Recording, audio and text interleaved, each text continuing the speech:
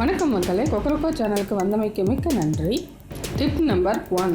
பொதுவாக மட்டனு, மீன், முட்டை போன்ற அசைவ உணவுகள் சமைக்கும் போது எத்தனை மசாலா தூள் சேர்த்தாலும் சிறிது கவுச்ச வாடை வீசும். அந்த கவுச்ச வாடை வராமல் இருக்க, அதாவது அடுப்பை அணைச்சிட்டு 2 சொட்டு லெமன் ஜூஸ் போட்டுட்டு கிளறுனா கவுச்ச வாடை வரவே வராது. Tip number 2. பூரி, பஜ்ஜி போன்ற அதிக எண்ணெய் உள்ள ஐட்டங்கள் எது செஞ்சாலும் சரி, அதில் எண்ணெய் குடிக்காமல் இருக்கணும்னா அதுக்கான ஒரு டிப்பு. எண்ணெய் சூடு பண்ணும்போது அதில் ஒரு பிஞ்சு சால்ட்டு போட்டு அதன் பிறகு பஜ்ஜியோ பூரியோ போன்ற மற்ற எண்ணெய் ஐட்டங்கள் எது வேணாலும் செஞ்சாலும் எண்ணெயே குடிக்காது. Tip number 3.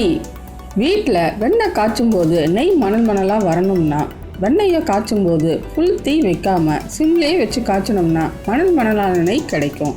கலரும் மாறாமல் இருக்கும்.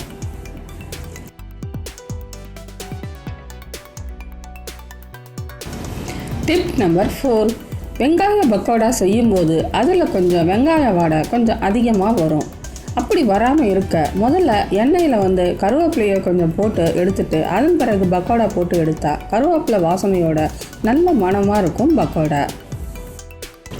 Tip number 5. லெமன் அழுகாமல் இருக்க ஸ்டோர் பண்ண பொதுவாக டிஷ்யூ பேப்பரில் சுற்றி வைப்பாங்க.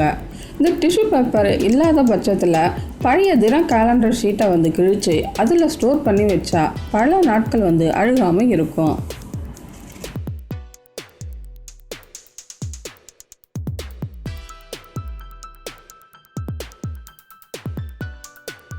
Tip number 5. காரா பூந்தி போடணும்னா கரண்டி இருந்தால் தான் போட முடியும் அப்படின்னு அவசியமே இல்லை. வீட்டில் இருக்கிற காய்கறி வடிகட்டியில் இருக்கிற பெரிய ஓட்டை உள்ளதில் போட்டால் சுலபமாக செய்யலாம். இது வெளியில் சிந்துமேன்ற கவலை கூட படாமல் சுலபமாக செய்யலாம். என்ன வியூவர்ஸ், இது போன்ற குக்கிங் டிப்ஸை இன்னும் மற்றொரு பதிவுலையும் பார்க்கலாம். நன்றி, வணக்கம்.